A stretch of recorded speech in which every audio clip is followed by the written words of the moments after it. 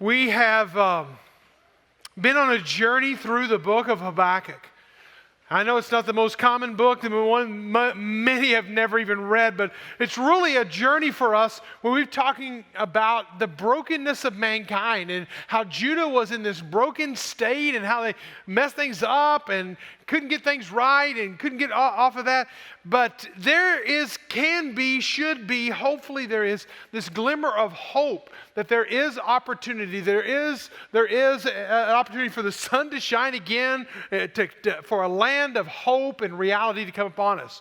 And we have been using several examples in Scripture to show you that this is not a unique kind of rogue prophet over here who's having these feelings about God, and really he just needs to get his act together, because as Carly shared, that really you shouldn't be having these feelings, right? I mean, the reality is that we're human, and we got these feelings that come upon us, and we've got these struggles that we have, and we have these questions for God, and it's just a real thing out there. And I love the authenticity and the transparency of Habakkuk to show us his own journey and his own faith. And so I want us to talk about another person along with our message today, and talk about a man named Moses. Moses was one of those persons who struggled with God. God chose him for a job that he didn't want. He had every reason why, God, you don't want me for this job. And God did not accept a single one of those reasons. He was called to take the people of Israel. Now, I have to say, when I hear of this calling, I think, man, sign me up. I want to be the hero of the story.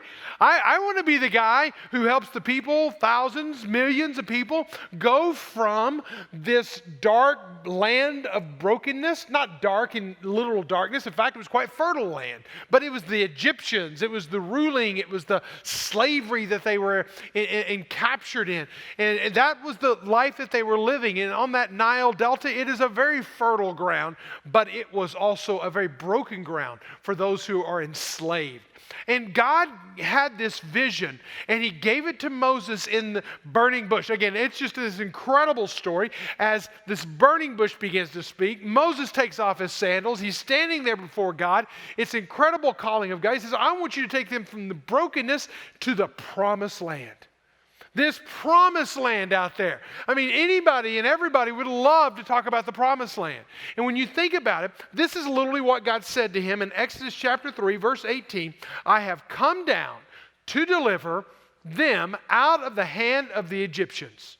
They've been captive, they've been enslaved, they've been lost in their brokenness. I want to deliver them. Now notice this, he immediately goes in to bring them up. I want to set them free. I want to get them out of brokenness, and I want to get them up into where? Into a land, to a good and broad land, a land flowing with milk and honey. Sign me up. I want to do that. I want to be a part of moving people from brokenness to promise. That sounds like an incredible, life-changing ministry. Moses wanted nothing to do with it. I don't know why he was thinking and felt insecure or whatever, because really when you look at it, though they did have to cross the Sinai Desert, which is no small task. It's 400, to be exact, 453 miles from one end, from the oasis of the Nile River to the promised land. And now notice this. Notice when you look at these. What color is the promised land? That's green is the answer to that. Okay, green. And what color? Good answer. What color is Egypt? Green, very good. Thank you so much. It's colors today. We'll have numbers next week. So we got two beautiful pieces of land. One is getting them out of slavery, getting them into the promised land. So who doesn't want that? It's trading one oasis for another. Now, how long does it take to journey 453 miles, do you ask? I'm glad you asked, because I asked the same question. To travel from one end to the other, from one oasis to the next oasis, it would take you, if you walk 6 hours a day, it would take you 3 weeks to walk that. Okay? Not a small task, a big task nonetheless, but when planning the right way and packing the right way, you could probably do it. But let's say there's a lot of people and they're really slow. So let's stretch it out from 3 weeks to 4 weeks. What's another week? Okay? You're moving to your land. You're going out of brokenness and you are going into the promised land. And I love it when you think about that. But right in the middle What color is that? Brown. Brown. It is a desert. Between the two, there is this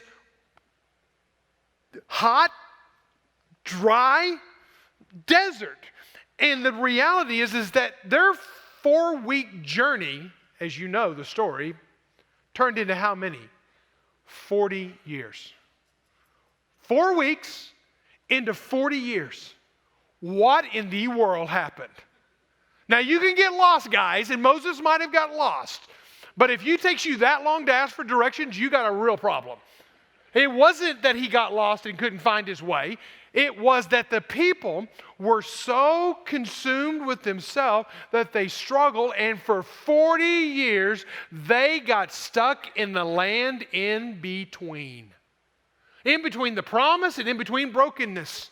Now, that's not what God said when he gave me my answer. When God told me what he was going to do, he said, we're going to move from this land to this land. That was it. But right in the middle of that, you have to insert 40 years that it was going to take, not 4 weeks, to deliver the people of Israel.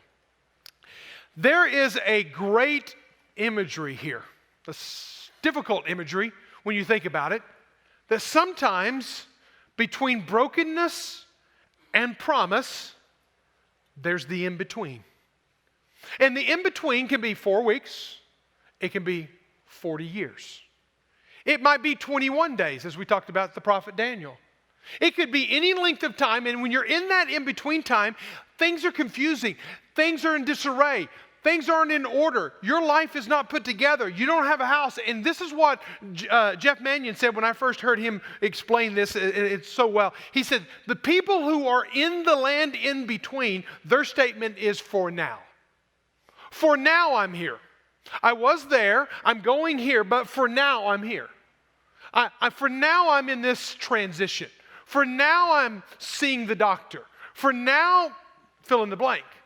It's not a long-term plan, and they certainly maybe don't want to go back to the brokenness, but what happens is you get into that land in between, and you begin to think, God, am I just stuck here? Am I stuck in the middle of this desert? Are you ever going to move me beyond here? And you begin to ask yourself the question, and I want you to ask yourself the question today, this, are you here? Are you stuck in the land of the in-between? Are you stuck in the middle, the messy middle? When you're not at the promise, you may not be in brokenness anymore, but you're not where you thought you would be at the time, the season, and where you're at. And what happens in the land in between is you think, because it's the desert, it's the Sinai desert, it's a dry land, you would think that it is not fertile in the desert. But let me tell you, it is very fertile in the desert. It's fertile for complaints. It's fertile for discontentment. It's fertile for disillusionment. It's fertile for anger at God. It's fertile for a lot of emotions that may come on you. It's fertile for a lot of things. But let me say this on a more positive note. The land in between is fertile for the soil of learning to trust God. It is also very fertile in this time, that space, this period, 4 weeks, 4 years, 40 years, or however long it is, that you might be there, that it is very fertile for us learning how to trust God. Numbers 14 tells the story that when they got to the middle, into the messy middle, in that land in between, that they actually got to the point that they wanted to go back to brokenness. They actually wanted. They remembered the good old days of living in the oasis of the Nile Delta. They remembered the good old days when they had food every day instead of eating manna every day. You know what manna is? It literally is the word, what is it? So they're literally eating, what is it tonight? Well, it's the same thing it was last night. And the day before, it's the same thing. And so remember variety, remember spices, remember, let's go back to Egypt. That's literally what they said. In Numbers chapter 14, verse 3, it says, why is the Lord bringing us into this land to fall on the sword? Would it not be better for us to go back to Egypt? And for some of us, we'll get in that state of mind when we go a little, it's not, I'm going to go back. When God is wanting us to go forward into a land of promise. How do you land in the messy middle? How do you land in the land in between?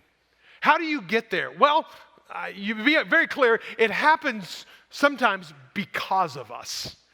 We put ourselves in the messy middle. We put ourselves, because of the decisions we make, the life that we live, the choices and things like that, because we don't make good choices, we put ourselves there. You take the person who likes to run around, who likes to hook up, who likes to swing this, or some kind of lifestyle such as that, and they wake up one day and it's like, oh my gosh, my family fell apart. Well, what did you think would happen? Or the person who likes to vape because vaping's cool, and they wake up one day with cancer in the lungs, and all of a sudden what happens is no longer cool because now they're dealing with cancer. It's like, why did God make me get this disease? And I want to look and I want to go, because of what you did. And see, we got to be self-aware enough, and we got to be really honest with ourselves enough that sometimes we put ourselves into the messy middle. And sometimes we get lost for not 4 weeks, but for 40 years.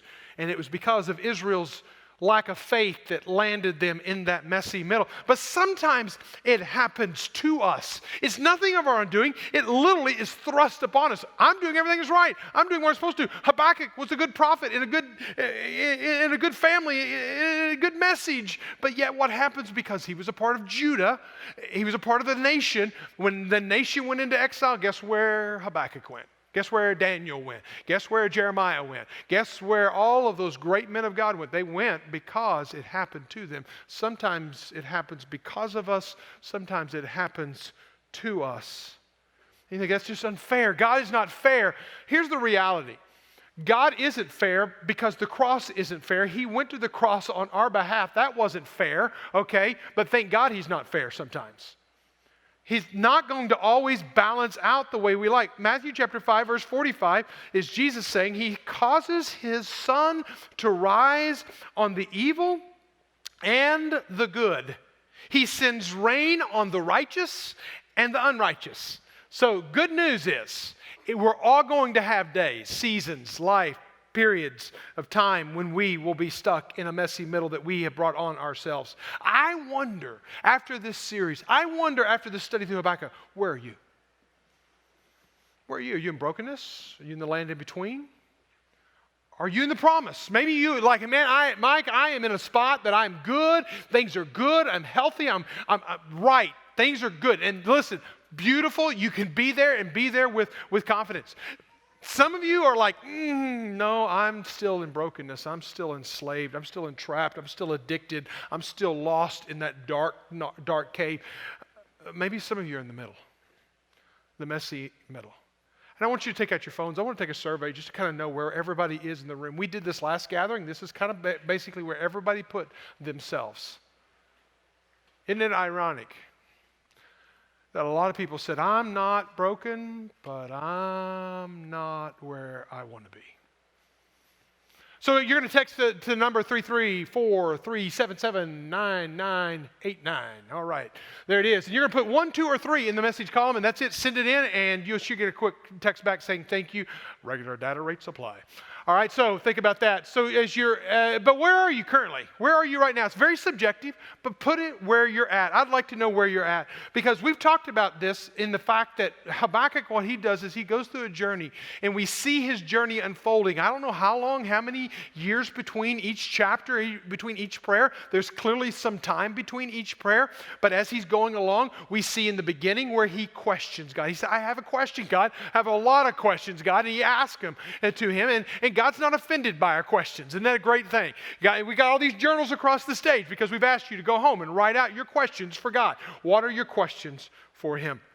But the question that he got, or the answer that he got to his first question, was not something that he wanted to hear.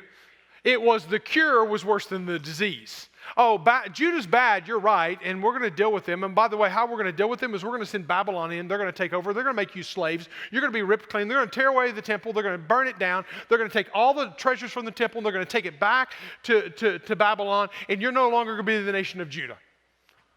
That's not what I'm asking, God. Please go back, reverse my prayer, back out of my prayer. Basically, he the disease, or the cure was worse than the disease, but that's exactly what happened. So Habakkuk begins to doubt God. God, what's up? What are you doing here? But over a period of time, he learns to trust. I want to talk today about, will I trust God in the land in between? I believe Habakkuk is living in the land in between. He is not. Don't read this chapter 3 and think that he is living in the promised land. Because for the 70 years, I know that. Historically, I know that because for 70 years, Israel will be under Babylon domination. And the 70 years of Habakkuk's life, probably the rest of his life, guess where he's going to live it? He's going to live it under the ruling thumb of Nebuchadnezzar and the likes. He is not going to be in a godly home, in a godly situation with a godly nation, and he's going to be really jacked up. But there's something about this that he learns to trust God in the in-between. Can you trust him in the in-between? Because we talked about this too. We've talked about there's our theology. And sometimes our theology and over here is our reality. And they don't line up. Our theology is what we see, what we believe, what we think, what we know about God, okay? It's the study of God, literally what that word means. Theology, the study of theo meaning God. So when you think about that, this is what I know about God. This is what the Bible tells me so. This is what my Sunday school teacher told me. This is what my mom and dad, my grandparents told me. This is what I've memorized and studied, and it's told me this. This is my theology. But if you're living in the land in between, many times your theology and your reality don't line up. It's like, wait, God, this is not the abundant life that I thought I signed up for. This is not the joy and the peace and the contentment that I thought I was getting when I became a follower of you. So when our reality and our theology are on two different spectrums, we only can bridge it with a couple of options. One of those is fear, doubt, frustration.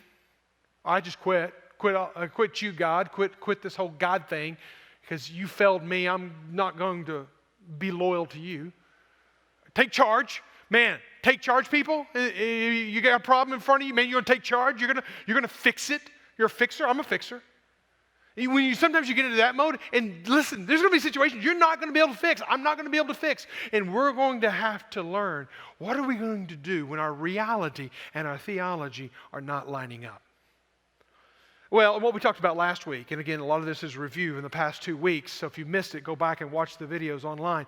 But we learned from the most critical, most important statement that Habakkuk makes that Paul picks up on in the New Testament. It becomes the thesis for the book of Romans. And he says it again in Galatians, and he says it again in the book, or said it again in the book of Hebrews. And it's this simple statement, but it's profound. The righteous shall live by faith.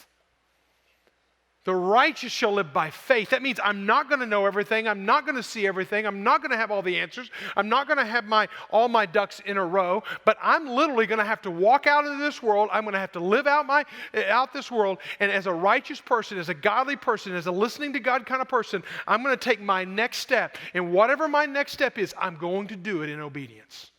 That's why we always say around here, what's your next step of obedience? Because if you don't make that next step of obedience, don't expect God to give you the second step of obedience. You make the next step and let the next step come into play. So when our theology is over here and our reality is over here, what do we put in the middle to bridge it? Faith, trust, obedience. I'm going, God. I'm doing. I'm giving. I'm serving. Even though I don't feel it, even though it's not all lining up, I'm just going to do it because you told me so. And can you live in that? And so whenever you come to Habakkuk, and hopefully you found the book of Habakkuk, I've given you long enough time to find it, but I hope you understand that most people, when they preach through Habakkuk, they actually do it in one Sunday. They'll preach it in one Sunday, and they'll start in chapter 1, and they'll fly through 1 and 2, and they'll hurry up and land at the last 3 or 4 verses of Habakkuk. And we'll be there in a moment, so don't read ahead, all right? But it's a beautiful ending to the story. And it's where we see literally Habakkuk living out the trust, the obedience, the faith that he talked about, that the righteous shall live, or that God told him the righteous shall live by faith. Let me just say to you again, in the land in between, it is fertile soil for learning to trust God. So here's the question. How do you trust God when you don't fully align with God? God, you're calling me here. God, you've called me here. God, I'm here and I don't like what here is. I didn't set it up this way, God. This is not the way I planned it, mapped it out, desired it.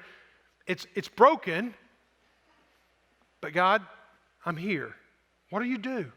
How do I trust him in that part? And here's what we're going to see in the book of Habakkuk, this progression, a beautiful progression. And this is why I can't just preach through Habakkuk in one Sunday. It doesn't do it justice. We have to leave each Sunday with the tension. And that is where it all begins. It begins with the tension. But the tension, what does he do with his tension? It turns it to prayer. God, this doesn't make sense. God, why? God, what? God, what's up? And all this kind of battle back and forth. But we're going to see this week, it's going to turn to praise. It's literally his prayer will turn to worship. It will turn to praise. And in that, you will see trust. I'm going to trust you, God. And then through that, at the end, you're going to see the joy that comes. And his circumstances will not change one iota.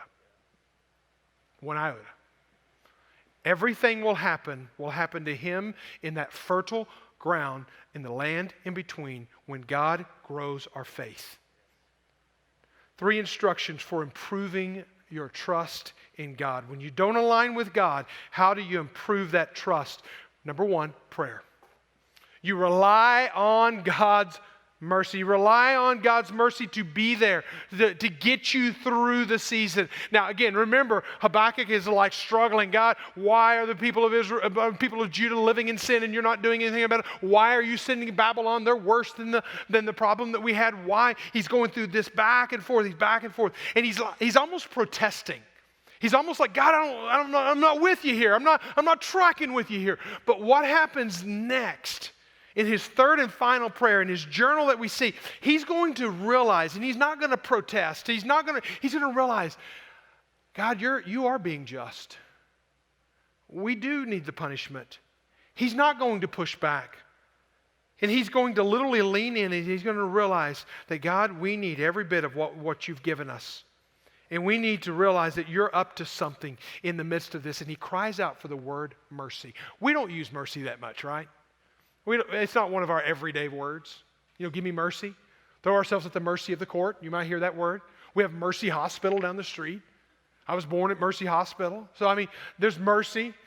You've heard of the mercy rule? When one team is shellacking another team, there will be a mercy rule. The Razorbacks need a mercy rule installed on them right now. So whenever you're getting beaten up, you need the mercy rule to kind of help you get through the situation. And so what it basically does is if you don't know what the mercy rule is, basically when you get to a certain point level, then they won't let them keep beating up on you, and they'll send the team home with the victory, and you get to go home and lick your wounds or cry to mama or something like that. So but it's the mercy. Because you didn't deserve it. You deserved everything that you got. In verse 1 and 2, look at that. He says, in the prayer of Habakkuk, the prophet, according to the Shigionoth. I don't know if I'm saying that right. You improve on it, okay? Say it however you want. Oh Lord, I have heard the report of you. Your work, O Lord, do I fear in the midst of the years, in the middle of the mess, in the land in between. In the years, receive it. In the midst of the years, make it known. Now, what does he say? Say it with me. In wrath, remember mercy. See, he realized that the people of Israel were getting exactly what they deserved. Babylon coming in, Babylon taking them over, Babylon cleaning their cloth. The whole thing, they deserved every bit of it. And he's no longer saying, God, don't do that, God, don't do that. He's now saying, God, in the midst of your justice, would you please remember mercy? And I think that's that self-awareness. It's like, God, I might put myself here. I may have created this mess that I'm in, the pain that I'm feeling. I may have done this. And if we keep blaming everyone else for the pain that we're feeling, then we need to look inside at ourselves and say, hey, how much of this did I create? And the sooner we own what we created, what we brought on ourselves, the sooner we can pray this prayer. God, in your justice, would you give mercy? What's mercy again? When you think about grace, grace is one thing. This word mercy is a pretty cool word, reham, and we're going to come back and talk about it in a moment, but grace means getting what you don't deserve, okay? So we're not talking about grace. We're not talking about grace. Getting what you don't deserve. Mercy is not getting what you do deserve. Mercy, throwing yourself on the mercy of the judge. You're saying, hey, listen, judge, I'm guilty. I deserve every bit of this, but please don't punish me. Psalm 103, verse 13 is another time this word reham is used. And it says, the Father shows compassion, or reham, or mercy, to his children. So the Lord shows compassion, reham, to those who fear him.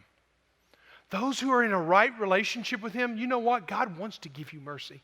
Like a father does to a child. When the child owns what he did that was wrong, she did that was wrong, the lying, the cheating, the sneaking out, the staying out too late, or whatever, fill in the blank. When they come in with brokenness and humility and they say, Dad, Mom, what I did was wrong. There's a different attitude than when you come in with an obstinate, arrogant, prideful, entitlement kind of attitude. The same way it is with God. The best thing we can do in those seasons of pain and in those seasons of in between, the messy middle, the best thing we can do is come in and say, God, I deserve much of what I've got. But in your wrath, in your justice, would you please remember mercy? Would you please provide for me in the land in between? It is fertile soil to learning to trust in God. Number 2, praise. His prayer will turn to praise. Literally, if you take the entire prayer of Habakkuk, you can put it into one verse, verse 2. It's a petition. It's a cry out. It's a, God, would you help out in this situation? But then flip it from verse 3 to verse 16. The rest of it, I'm not going to have time to read it all. I just want you to say this. The rest of it is a praise.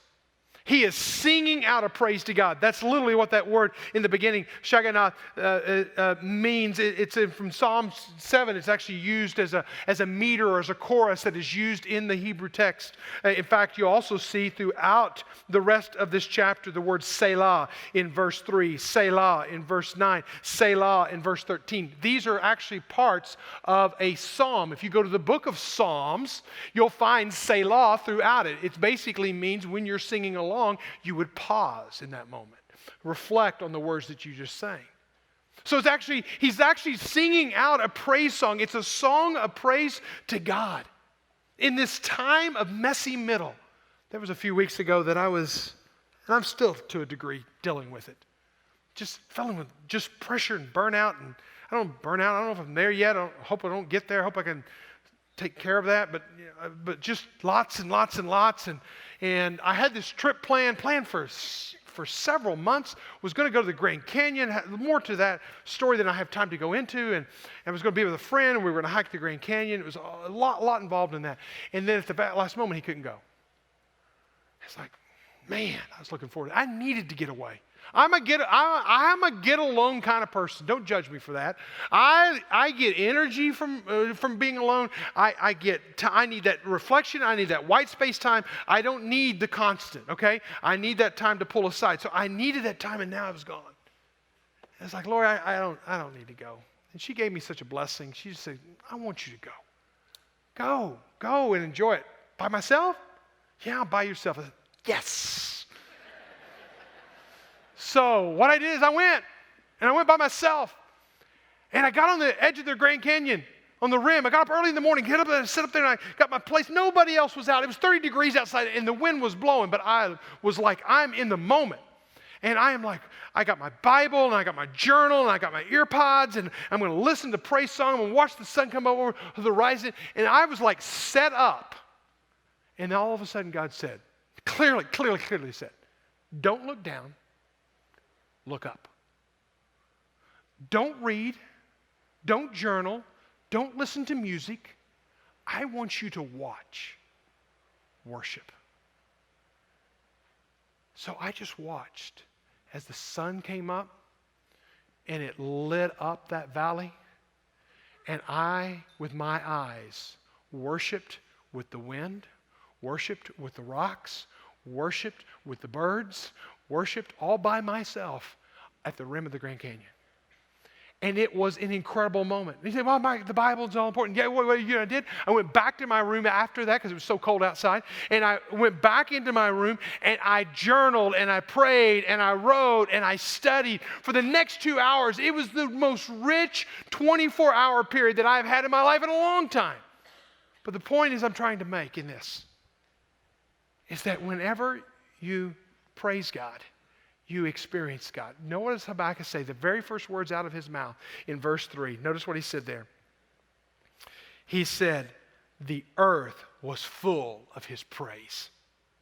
You know what I saw on that day sitting at the rim of the Grand Canyon? The earth was full of his praise. Now, I'm not a panentheist where God is in the trees and God is in the birds. He's not that at all. He made every one of those creations and they are all worshiping him. In fact, even the rocks will cry out and worship him if we don't cry out and worship him. So everything else in creation is worshiping him. And at that moment, Habakkuk begins to worship him. I begin to worship him in the rim of the Grand Canyon. And the earth is full of his praises. And what happens is all of a sudden, things begin to change. I begin to see things differently because of a prayer time that turned into a praise time. Here's a life principle for you. Private prayer to God will produce public praise of God. You may come in this room a part of a public praise time and go home and never have private prayer. It happens all the time. But if you have private prayer with God, you can't help but publicly praise God. Your heart will be so full, you can't keep it inside. You can't come in this building and be the same. You're going to have to raise your hand. You're going to have to clap. You may even get a little Baptist two-step in every now and then. Just got to dance because you're so excited, full of what God has filled you up with. Generosity, no issues. Bring the plate on. Bring it again. Bring it again. And I'm going to keep giving because I'm going to love to worship the God who made me. I'm going to want to pray. I'm going to want to sing. I'm going to want to let out what God has put in me because prayer gives you the best vantage point to hearing and seeing God's work. Prayer takes us there. And prayer takes us to praise. And we've seen with Martha, and we've seen with Daniel and Abraham and Moses, and we've seen with Jesus. We've seen all these people live in this state of confusion and frustration and bewilderment. And God, what are you up to? Another guy's name. You cannot talk about this whole not understanding God and not talk about Job. Job, man, what a life. You know Job's story. He had it all. But more than he just had it all, this man walked with God. In Job 1:1, it says it like this. He was from the land of Uz. If you remember, Abram was from the land of Ur. Two different places. They just had two letters. It says, there was a man in the land of Uz whose name was Job. That man was blameless and upright, one who feared God and turned away from evil. Now, when I say that he was a godly man, I think that's a very good description. He feared God, but he turned away from evil. He stayed close and he stayed clean in his relationship with God. But this guy was successful. This guy had it all together by every standard of measurement. He had 7 boys ready to work on wherever the work needed to be done. He had 3 daughters. He had a lovely wife who was by his side, even in the darkest hours. But not only that, this man was wealthy. I mean, to say he was wealthy, he had 7,000 sheep, 3,000 camels, 500 oxen, 500 donkeys. Now, what does that mean to you and I? It means this, that he had 7,000 sheep. That basically means and all these animals that he had, it was more than just having livestock. He actually had a means that would give him a revenue on the backside. So he had a revenue source. His wealth worked for him. He had sheep, 7,000 of them, that he could gather their wool and make clothing and sell it off. He had 3,000 camels. Camels would carry, much like the Fulani of West Africa to this day, they will carry large loads across desert land. So basically this was his supply chain, if you will. His camels was his supply chain. He had also 500 donkeys. Those 500 donkeys would be used for local transportation of goods. And then also he had 500 oxen. So not only that, he had a way of producing resources and food for his own family and beyond. Those oxen would work in the field. So this guy had it all. All of a sudden, as you know the story, it was all taken. Hold, this man is the God-fearing, turned away from evil man. He lost it all. When I say lost it all, he lost it all. He lost all of his children. His wife even was ready to give up on God. He lost all of his wealth. He lost it all. It did not make sense. He was stuck in a messy spot. This was something that happened to him. And to the point that he thought that God was going to take his own life. He has a choice to make. What am I going to do in this situation? Job 13:15 says, though he slay me, yet I will trust in him. He declared, I'm not going to live in doubt. I'm not going to live in fear. I'm not going to live giving up. I'm not going to live taking charge. I am going to live trusting in the God who may even take my own life. And for 41 chapters of the book of Job, for 41 chapters, he has friends, he has family. They're all saying, man, you did wrong. It's just this jumbled up mess for 41 chapters. Then you come to chapter 42 of Job, and it says this, the Lord blessed the latter days of Job more than the beginning. So he found the promised land eventually. And Job died an old man, full of days. The word full of days is the idea of a complete, full life. He reached the promised land, but he had to go through 41 chapters of wrestling, dealing with it. Here's what I want to challenge you to do. I'm giving you a challenge every week to assignment, to take your journals and to read and to pray and to jot down what God's teaching you. I want you to read from a little passage, 4 verses. Here it is, Philippians chapter 4, verse 4 to 8. Read those verses. And I want you to just write them out. What is God saying to you in these 4 verses? Why do I say that? Because these 4 verses are when Paul is in prison for doing the will of God. Surely God won't send me to prison. I'm doing the will of God. He was in prison for doing the will of God. And this is where he writes about that. He tells us, he gives us one word, and he gives it again and again and again. And this is what we get to choose. Because in the land in between, it is fertile soil to learning to trust God. Number 3 is perspective. We need to realign our expectations on joy.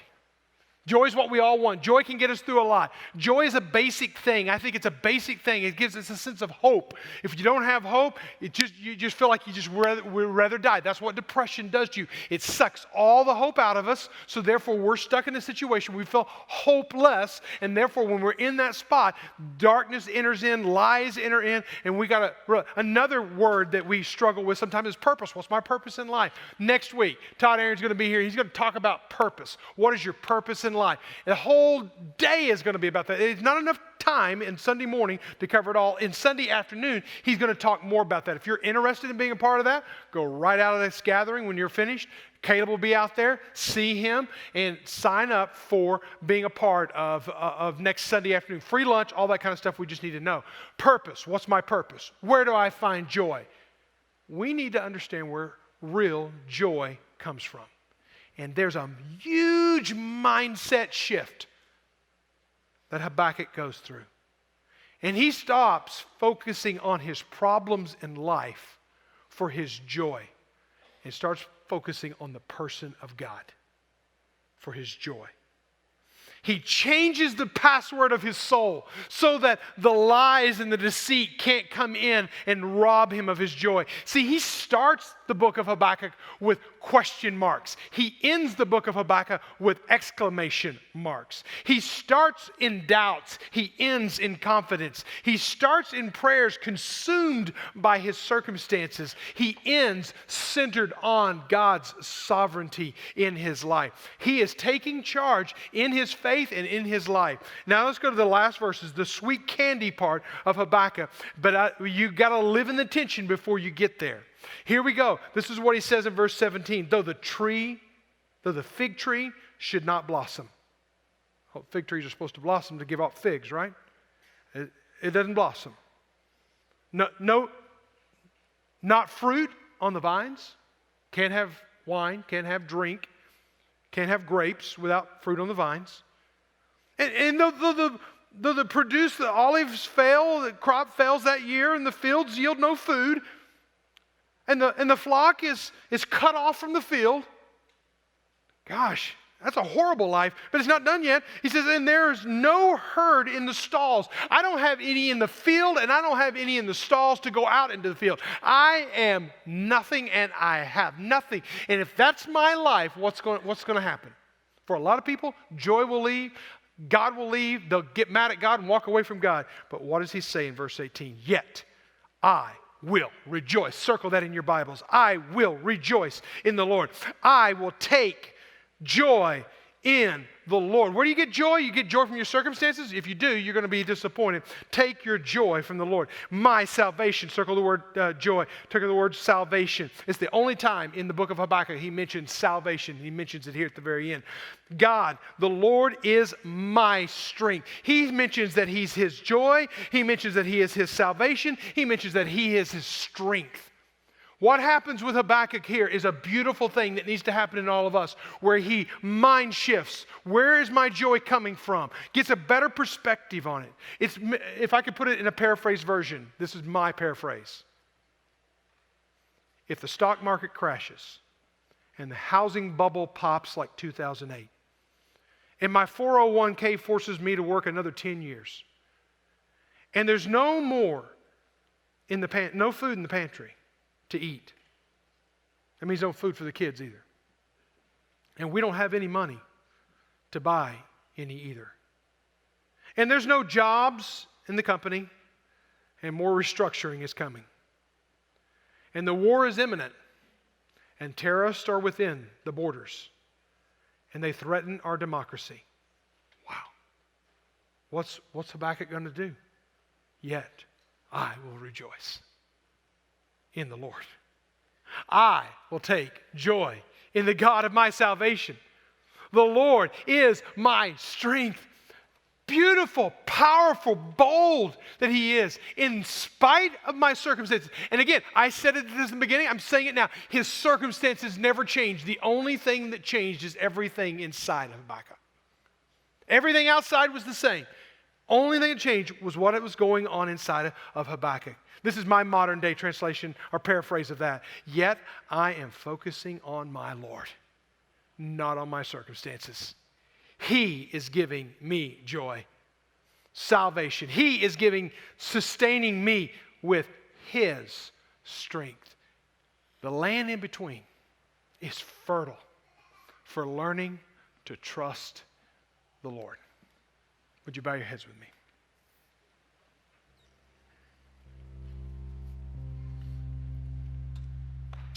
Where are you at today? You saw from the first gathering, and many, many people said, I'm in the land in between. I'm not in brokenness right now, but man, I'm not where I thought I'd be. I'm not on my 5-year plan. I'm not where I thought I'd be in my relationship. I'm not where I thought I'd be with God. I'm stuck. I'm stuck.